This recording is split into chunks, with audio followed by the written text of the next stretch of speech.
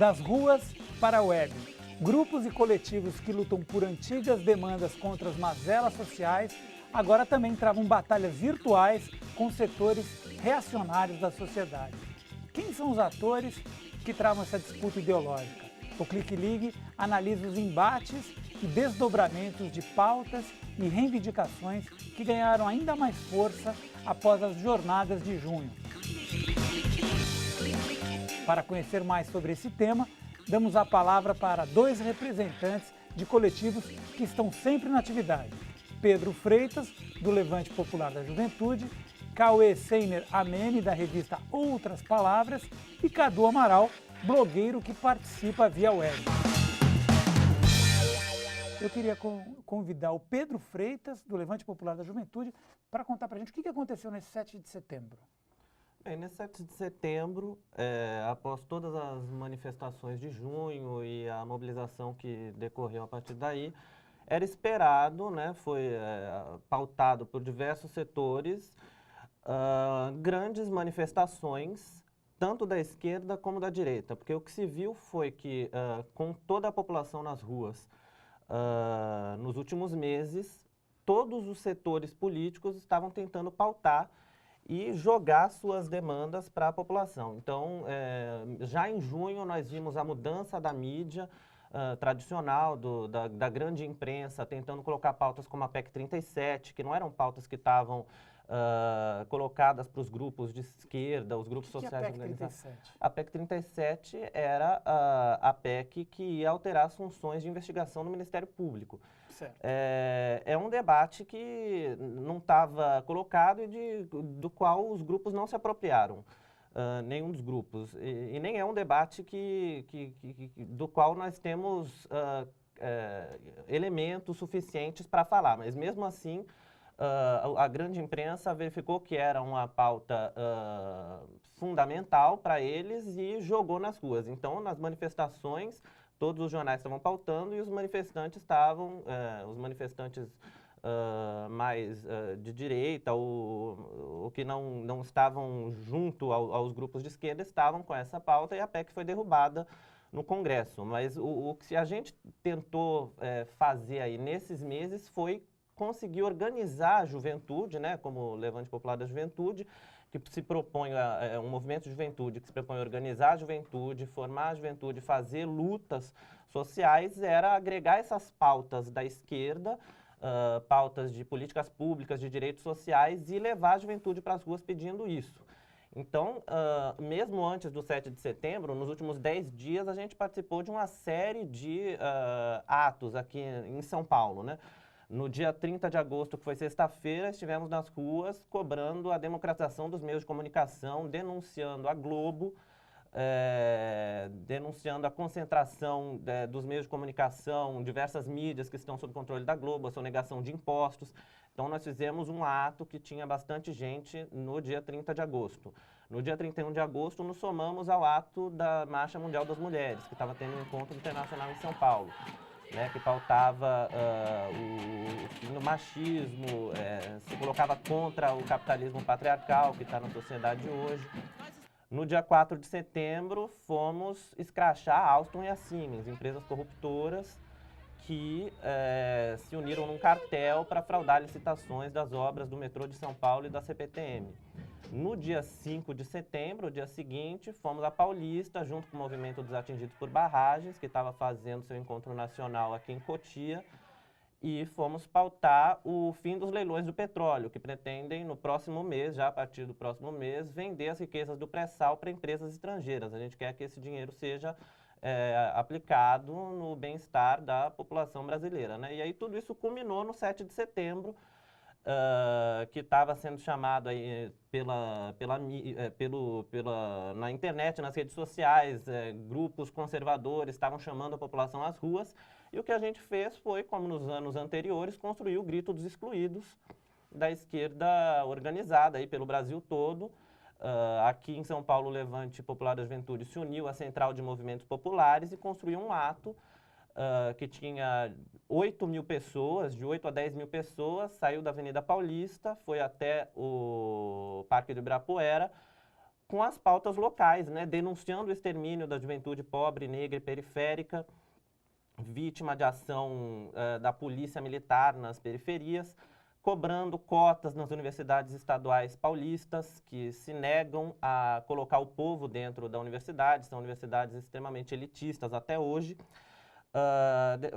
pautando que nós somos contra a redução da maioridade penal, que esta não é a solução para os nossos problemas. E aí foi todo esse processo aí que culminou no 7 de setembro, né? Como nós vimos também, houve outras manifestações, houve outras pautas colocadas nas ruas, mas nós estivemos inseridos nessa sequência de protestos. E você, Cauê, que participou aí de alguns seminários na PUC, está escrevendo sobre esse tema, como é que você vê essa participação popular no 7 de setembro? 7 de setembro foi uma manifestação, assim, ao meu ver, sobre tudo com todos. Tinha vários segmentos políticos, desde uma esquerda organizada até que uma direita, de certa forma, também organizada em torno de a ONG lá, Brasil No Corrupt, né, que tem o Bolsonaro, faz parte e retuita com muita rapidez, pai engajamento, filho, né? Sobre essa manifestação. E eu acho que o caráter muito diferente que pode ser apontado é como a diferença das manifestações na qual culminou tudo isso que aconteceu em junho, chamada pelo MPL, que tinha dois tipos de estratégia. Logo em seguida do aumento, a curto prazo, de frear esse aumento. Um outro mais longo, ampliar um debate e num horizonte mais utópico, a questão da tarifa zero na cidade. É uma questão possível. As outras manifestações que saiu, e ele mostrou uma agenda completa de várias questões, não foram... são diferentes dessas primeiras que culminaram nisso tudo. E que tomou talvez a proporção que tomou por causa da repressão e talvez agora a questão da desmilitarização da polícia seja também mais uma pauta muito evidente, mas tem essa característica diferente, que ali se tinha uma estratégia, um grupo que está nas ruas 5 anos, apanhou muito, agora por uma série de fatores, talvez também pela mudança da prefeitura, ou também por questões midiáticas, né, com Mídia Ninja, ou vários coletivos filmando, expondo mais facilmente a brutalidade da polícia, tomou uma repercussão maior. Então tem uma diferença estratégica dos grupos, quando um grupo chama, que seria o coletivo do movimento Passe Livre, e quando os outros chamam, que conseguem emplacar algumas pautas como a PEC 37, ou a mídia que tenta capturar e redirecionar toda aquela mobilização, ou aquele potencial de mobilização para pautas que ela segue, como a corrupção. Então você tem diferentes tipos de mobilizações, uma que eclodiu por algum motivo, acho que também tem muita inspiração no que aconteceu na Turquia, paralelamente, na Espanha anteriormente, nos Occupy Wall Street. Estava para culminar isso no Brasil, teve o Ocupa Sampa. Isso em junho, né? E aí em junho eclodiu isso, mas essas manifestações que estão saindo, essa do dia 7 de setembro, que se encadeia no Dia da Independência, tem um caráter de estratégia diferente, de coletivos diferentes, de êxito, acho que é bem diferente. Eu não sei até que ponto agora tem um êxito de fato porque tem uma estratégia concreta. Acho que um outro que teve algum tipo de êxito porque forçou a Globo a fazer uma autocrítica foi as manifestações contra a Globo, ou o grande conglomerado da mídia, mas tem essas questões diferentes. Vamos chamar o Cadu, que está nos acompanhando, aí de Maceió, terra de Fernando Collor, né, Cadu? Fernando Collor, mas também é terra de Graciliano Ramos, Jorge de Lima. Excelente. Arthur Ramos. Como é que você está vendo as coisas daí? Conta pra gente. Olha, aqui é bom fazer um destaque seguinte. Antes das manifestações de junho, os movimentos sociais do campo e da cidade já vinham pautando luta de rua, né, no que se chamou de Jornada de Lutas em Defesa de Alagoas. Alagoas é um estado que mais se mata no Brasil. Os índices de homicídio aqui passam dos 120 por 100 mil habitantes. Então já tinha esse calor de mobilização popular aqui em Maceió. Quando veio as manifestações de junho, e aí é uma ressalva importante, elas passaram a eclodir com essa característica nacional aqui em Maceió também, após a bordoada que a polícia do Alckmin deu nos manifestantes aí em São Paulo. A partir disso, começou muito na onda nacional, não teve uma organização ou nada específico aqui que puxou isso. Claro que tinha aquele caráter contra partidos e agressões, em tomar bandeira, também sofreu isso aqui, mas muito mais no reflexo do que aconteceu aí em São Paulo. A coisa aqui arrefeceu, inclusive, primeiro, porque conseguiu-se sindicatos e partidos de esquerda, entre as movimentos, digamos assim, mais tradicionais, participar mais ativamente desses atos, reflexos das manifestações de junho, e essa característica meio independentoide, contra tudo e contra todos, meio que mingou mais cedo aqui. O 7 de setembro aqui foi um ato do grito dos excluídos. Você tinha lá um pequeno número de black blocs, jovens com as caras mascarados com camisa e pano, mas foi um ato exclusivamente dos movimentos sociais organizados, nacionais, centrais sindicais, movimentos de luta pelo campo, de luta pela terra, de moradia. Foi aqui a gente conseguiu ter essa característica. Talvez um pouco porque já estava tendo luta de rua aqui antes das atos de junho. Eu acho que isso pode ter influenciado nessa característica das manifestações aqui em Maceió. Eu queria perguntar dos black blocs, né? Um assunto que está todo mundo falando, eles estiveram recentemente na PUC, você me contou, num debate, mascarados? Estavam também. No debate estava o representante do MPL e um integrante, acho que não dá para falar representante porque é completamente contra a essência deles. Alguém que participa também dos atos promovidos pelos black blocs lá. Sobre isso, suscitou umas conversas interessantes e pouco abordada de uma forma mais honesta com a teoria na qual eles estão engajados, que seria, primeiro, há uma diferença da violência policial contra as pessoas e a violência dos black blocs contra o patrimônio e os símbolos do capitalismo, McDonald's, Starbucks, bancos e etc. Além de se propor a defender os manifestantes diante da agressão policial. Eles sempre tiveram com o pessoal do MPL, sempre foram junto, e sempre foram reprimidos igualmente. Só que dessa vez tomou uma outra proporção por causa que acho que a mídia também foi reprimida lá na quinta-feira e uma série de outros fatores. O pessoal filmando direto.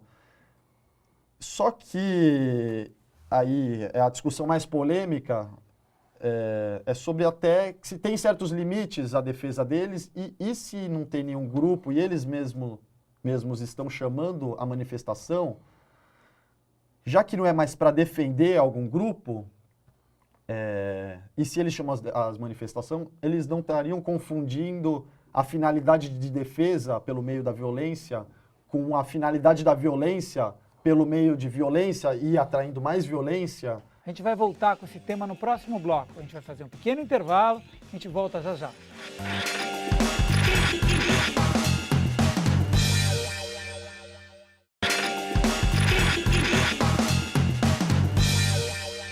O Clique Ligue de hoje é sobre a participação dos coletivos e os movimentos de ocupação das redes e das ruas. Antes de prosseguirmos esse segundo bloco, vamos visitar alguns sites e ver o que eles trazem de destaque. A primeira notícia vem do site A Pública, agência de reportagem e jornalismo investigativo. O site, que tem como fonte o Wikileaks, revela quais são as empresas que lucram com o mercado de vigilância e por que o Brasil virou um mercado estratégico e cada vez mais aquecido. A segunda leitura vem do site do jornalista Mauro Santayana, BRICSnet, uma rede para os BRICS. Ainda na polêmica sobre a espionagem americana, o texto sugere a criação de uma rede de satélites e cabos submarinos unindo Rússia, China, Índia, Brasil e África, sem que esses equipamentos passassem, como acontece hoje, pelo território dos Estados Unidos. A nossa última indicação de leitura vem da Rede Brasil Atual. Criador do PNBL afirma que Bernardo acabou com o programa. O site traz uma entrevista com o ex-presidente da Telebrás, Rogério Santana, que afirma que o projeto de banda larga popular, assim como o Marco Civil da Internet, deixaram de ser prioridade do ministro das Comunicações, Paulo Bernardo. Depois desse rápido panorama, vamos retomar o papo sobre coletivos, participação popular e as abordagens dos veículos de comunicação e das redes sociais. Junto comigo estão o Pedro Freitas, do Levante Popular da Juventude, o Cauê Seiner Amene, da revista Outras Palavras, e via web o blogueiro Cadu Amaral. Vamos retomar aqui o papo que a gente estava tendo sobre os Black Blocs, essa participação, todo mundo ficou um pouco assustado, Caetano Veloso colocou a máscara. Como é que vocês veem essa movimentação toda? Como está dizendo, tem uma diferença inicial que a mídia acho que faz questão de não debater mais a fundo, que é sobre a violência da polícia, que nesse sábado, 7 de setembro, foi brutal, né, novamente, e a violência que esse pessoal do Black Bloc, mas uma série de outros de movimentos também adotam a violência como uma forma de defesa ou uma forma de violência estética, né? Ele ataca a vidraça, o Panteras Negras andava com arma e a Constituição dos Estados Unidos. É o uso da violência para self-defense, para se defender do ataque maior e agressivo do Estado. Contanto, e até o Black Bloc do Rio de Janeiro, não sei nem se tem como mandar uma nota oficial, mas o grupo lá que articula a página no Facebook, que por sinal foram presos pela polícia, rastreados pelo IP, etc., escreveu numa nota crítica que propunha a debater se há algum limite entre o que eles estavam fazendo e por que antes se tinha uma aceitação e porque agora as pessoas não o aceitavam mais, por exemplo, na frente da Casa do Cabral, atacando ovo, talheres pelas janelas. Deixa eu fazer uma pergunta. Por exemplo, vocês do Levante Popular, quando vem um grupo como o Black Bloc, como é que vocês reagem? A gente já lidou desde as manifestações de junho com a presença dos Black Blocs nos nossos atos, né? A pauta da democratização dos meios de comunicação é uma pauta que tem agregado os grupos de Black Bloc junto. Então, no ato do 30 de agosto, que a gente foi lá, jogou merda na frente da Rede Globo, os Black Blocs estavam juntos, se empolgaram muito quando viram a gente trazendo a merda, eles se empolgaram muito, pegaram junto e jogaram na emissora.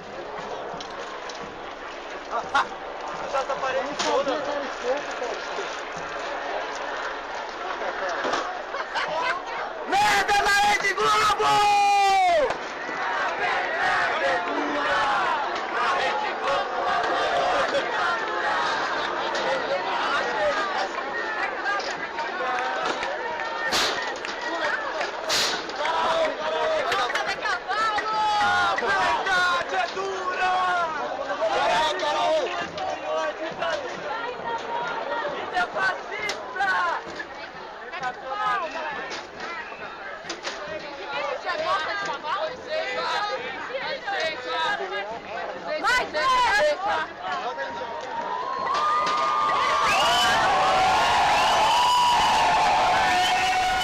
Então, a gente tem conseguido estar junto com eles nos atos, embora nós não concordemos com a tática, né, de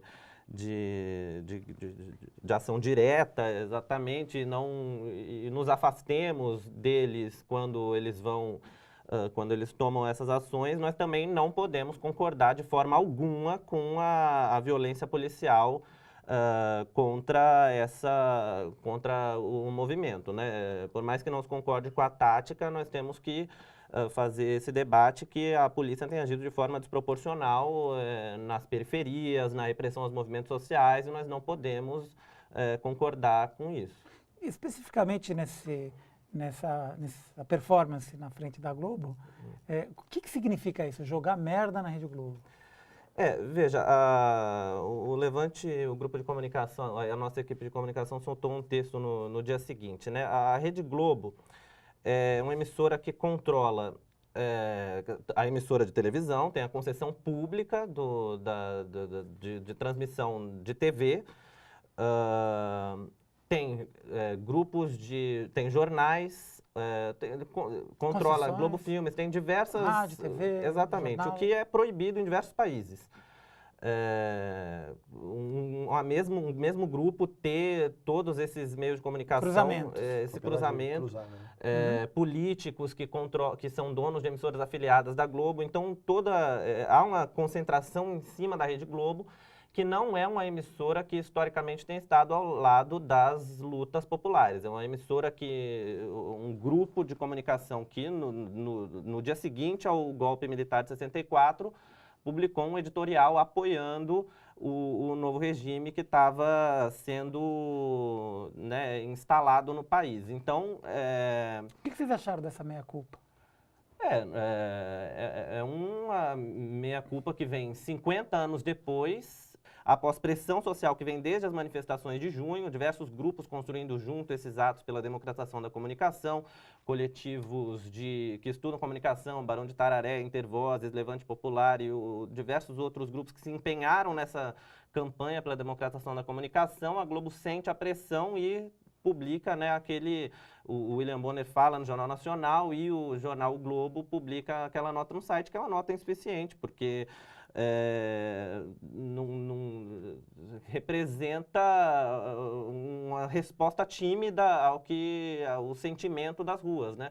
A Globo sonegou impostos da população, não tem uma programação que atenda aos interesses do povo, sempre está contra as lutas sociais, então é totalmente insuficiente. Chamar o Cadu para participar um pouco, Cadu. Olha só, sobre o Black Bloc, eu acho que é um erro criminalizá-los, né, assim, proibir o uso de máscaras, proibir o uso de máscara em multidão, vai proibir máscara no carnaval, por exemplo, isso é irracional, mas a tática que eles utilizam é uma tática, é um desserviço, eu acho, é um desserviço à esquerda brasileira hoje. A gente não agravam em nada o capital quebrando o Itaú. O Itaú tem seguro para refazer a sua agência, tem lucros exorbitantes, não abala em nada o capitalismo e só dá margem para essa mídia oligopolizada que nós temos para criticar a esquerda.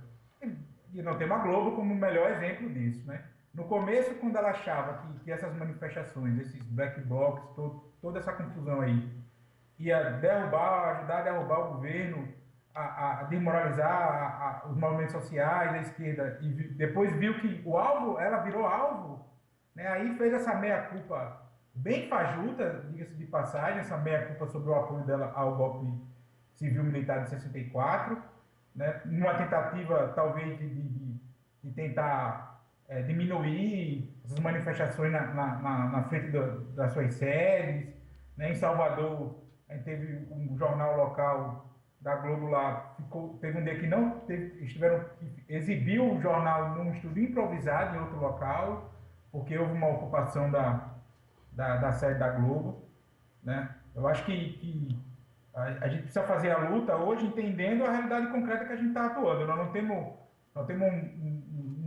um monopólio gigante de mídia contra nós, contra a esquerda, contra os movimentos sociais, e você tem uma tática dessa como os black blocs vem tendo, né?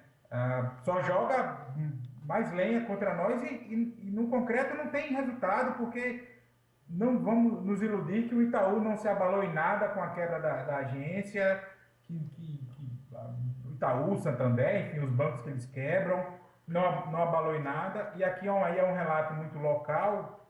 Em alguns atos de junho, tinha muito jovem com o rosto coberto, muita gente aproveitou para organizar furtos dentro dos atos. Também ajudou a diminuir a quantidade de gente nas manifestações aqui. Eu conheço pessoas que foram abordadas e iam ser assaltadas durante as manifestações, porque estava com o rosto coberto. Eu até entendo, até a página 2, a tentativa de tentar coibir o uso das máscaras, mas é irracional para mim também proibir o uso da máscara. que aí gera solidariedade também do lado de lá e vira uma confusão. Aí nós temos essa patetada que fez o Caetano Veloso, que hoje já andei lendo aí que ele já reviu um pouco o que ele falou sobre os black blocs, enfim, já não é bem assim. Enfim, eu acho que é um desserviço.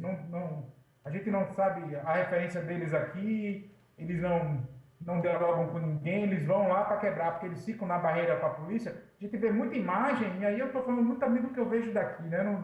Eu estou em Maceió, não estou no centro da coisa, mas eles estão na frente da polícia, mas quando a polícia vai para a pancada, eles correm para trás dos manifestantes que eles estavam ali predispostos a proteger. Vamos falar disso no próximo bloco. A gente vai fazer um pequeno intervalinho e a gente volta já já.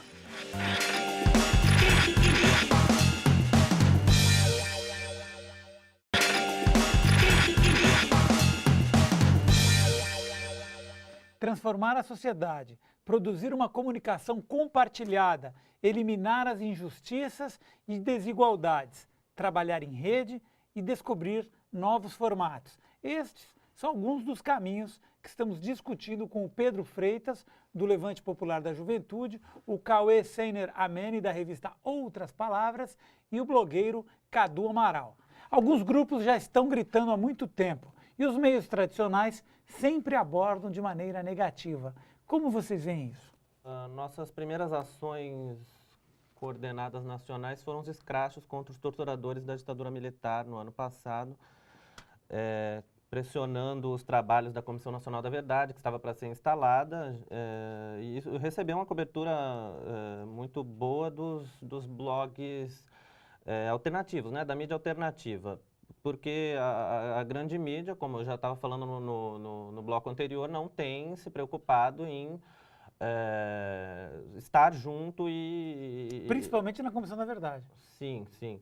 Até por causa da correlação de força que a gente tem aqui no Brasil, os militares têm conseguido, até hoje, muitos anos depois, ter uma influência na política nacional para barrar que sejam investigados, né?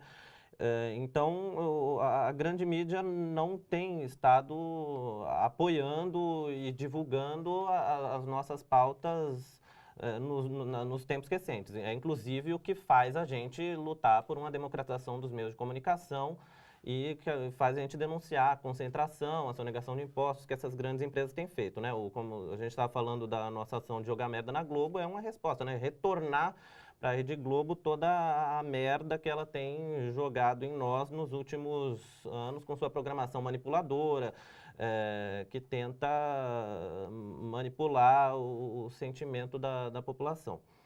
Bacana. Cauê, você como vê isso? Acho que a nossa geração dificilmente usa da mídia convencional para se informar, para se entreter. Jornal... A gente lê algumas revistas, jornal lê na internet muito mais do que o impresso, ficar na sala com os pais, vó, com os amigos vendo jornal, novela, também não faz parte mais dos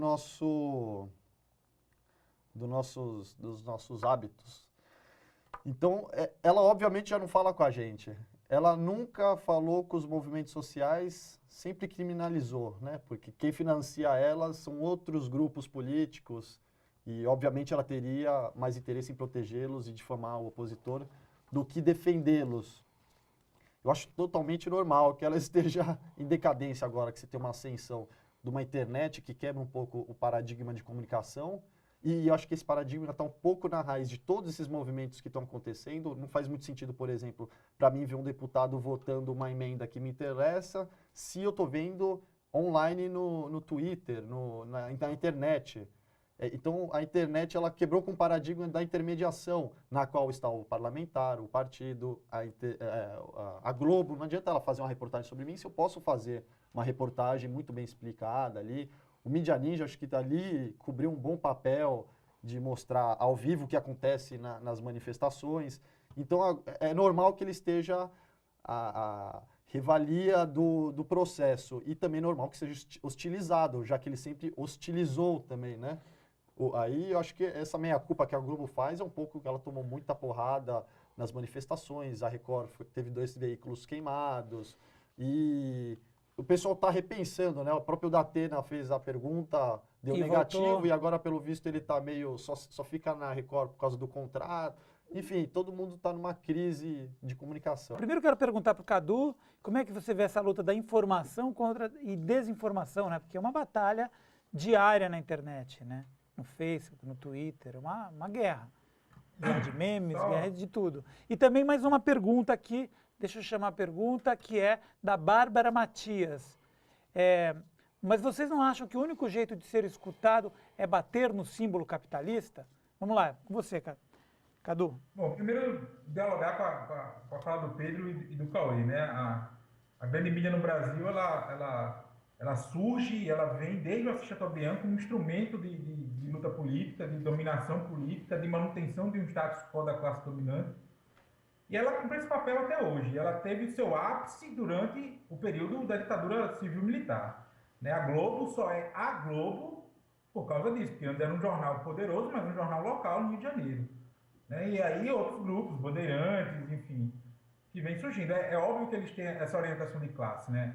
Essa concentração midiática que nós temos no Brasil nos impede de ter uma imprensa de massa, propriamente dita, de esquerda. Outros países têm, o Brasil não tem. O país com a dimensão do Brasil não tem veículos de comunicação verdadeiramente de massa de esquerda ou à esquerda. Então, Mas obviamente isso está se multiplicando com a internet, né? Com sites como o seu, por aí exemplo. surgiu a internet, né?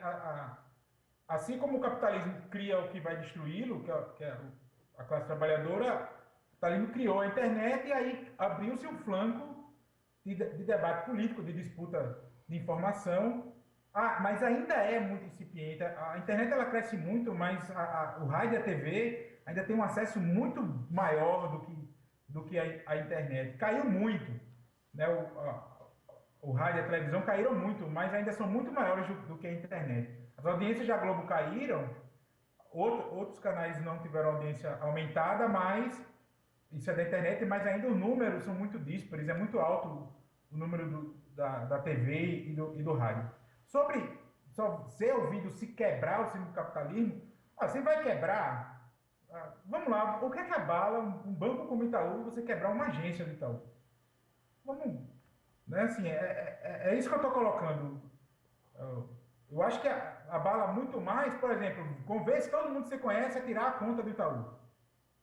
Vamos lá, não vai quebrar, os caras têm seguro, tem lucros exorbitantes, tem lá, aí o Estado brasileiro, aí depende do governo, o Estado brasileiro vai lá e vai pagar a reconstrução da agência do banco, enfim, vai, né, por mais que eu goste de ver merda na porta da Globo, né, por mais que eu fique mais feliz ao ver as imagens, mas vamos lá, quebra a sede da Globo, vamos ver quem vai pagar aquilo, né? A situação é complexa, por mais que por vontade pessoal, de repente, possa ter de quebrar aquilo tudo lá, mas a vida real é mais complicada do que isso. E nós precisamos ganhar muito ainda. Vamos falar sobre as mentes e os corações do povo brasileiro para ações mais radicalizadas, assim. Nós não temos isso ainda. O povo brasileiro ainda não aceita muito esse tipo de ação. Como é que a gente organiza isso, Pedro? A gente tem que fazer a leitura, né, de qual é o momento em que nós estamos hoje. O nosso entendimento é que nós estamos numa conjuntura, nos últimos meses, de ascenso das lutas de massa. Que há condições de levar o povo para a rua e pautar as pautas progressistas, né, levar as pautas progressistas que a esquerda tanto quer, pautar os nossos projetos de reformas estruturais, a reforma política, que agora vai iniciar uma campanha pelo plebiscito da reforma política, pautar a democratização dos meios de comunicação, o direito à saúde nos locais em que hoje esse direito é negado. Então, defender os médicos estrangeiros, tivemos manifestações também na semana passada para defender isso.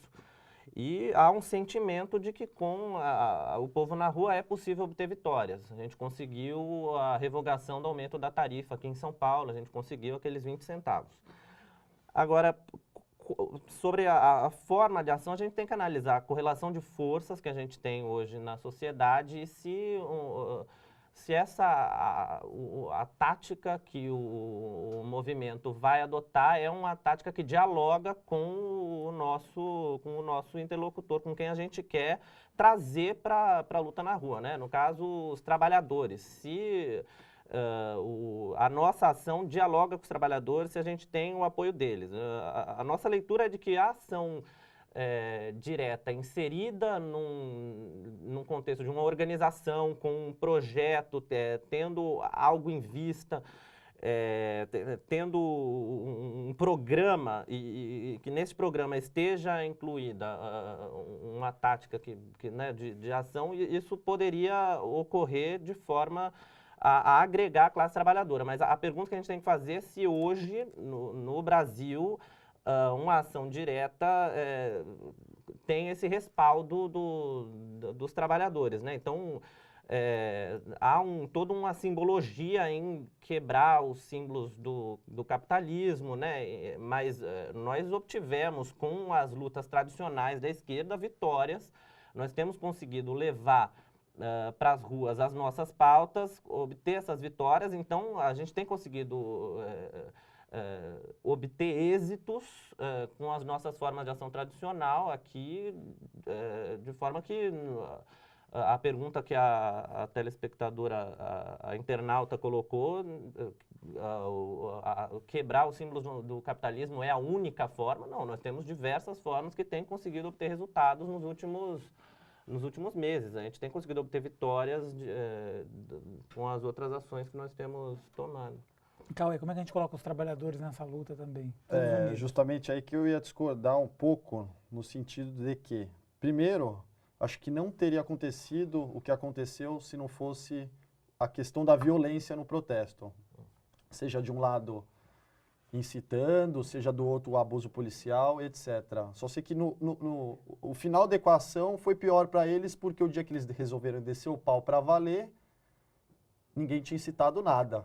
E o que mobilizou todo mundo. Então a questão da violência é muito importante, porque também ele faz parte, se for acompanhar historicamente, sempre alguma ruptura de paradigma, alguma coisa, tem a violência. Todos. Não tem como não ter o aspecto da violência. Se vamos romper um grande paradigma, não sei. Não tenho, acho, como saber. Outra questão colocada que o Cadu e o Pedro apontam é como que a gente vai trazer o povo para essa, mas a manifestação foram feitas e em todo mundo onde foi feito, sempre teve o aspecto da classe média fazendo ele. Não era o povo super marginalizado, talvez ele tenha vindo depois, mas a princípio eram as pessoas que queriam melhorias de qualidades de vida, certo? Não era escolarizado, secundarista, era de universidade, não era o povo que estavam fazendo, eram essas pessoas que estavam fazendo.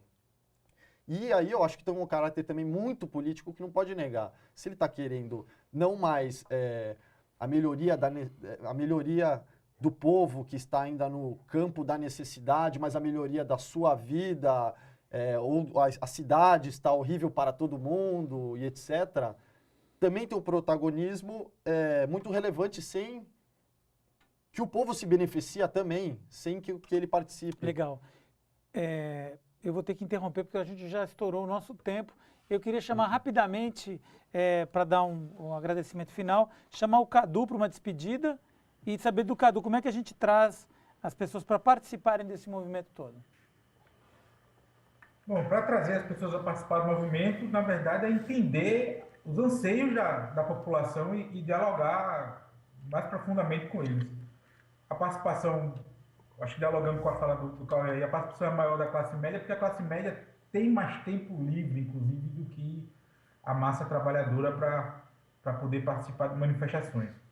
Mas eu acho que para trazer isso, é preciso entender bastante a realidade do povo, estudar constantemente, que às vezes a gente tem um defeito, e aí, desse tipo de movimento estudantil, eu fiz muito, materializei muito esse defeito, mas é como a gente pensa muito com a cabeça da gente e tenta esquece de dialogar com as outras realidades, as pessoas que estão fora desse nosso universo, que debate todo dia, que se organiza, que dedica boa parte do nosso tempo para a melhoria da qualidade de vida da população, para melhorar a vida das pessoas.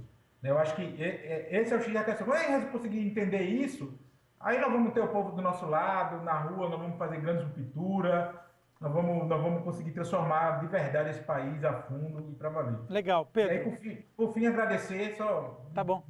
agradecer o convite, né? Fiquei surpreso e muito feliz de ter se lembrado aqui na Bela e longe, aí de São Paulo, Alagoas. E se tiver oportunidades, gostaria de poder participar de novo do programa dos companheiros com a TVT aí em São Paulo. Bom, a gente que agradece aí, Cadu, o seu trabalho, parabéns pelo seu trabalho e obrigado pela sua participação. A gente vai ter que encerrar, eu vou agradecer a participação de todos que estiveram aqui com a gente e agradeço a você também, que sempre nos acompanha. Para acessar os programas do Clique Ligue e também a nossa programação, é só acessar o portal tvt.org.br. Você também pode acompanhar a gente pelas mídias sociais, facebook.com/RedeTVT, e no Twitter é só digitar @RedeTVT. A gente se encontra aqui na semana que vem ou a qualquer momento pela web. Tchau, tchau.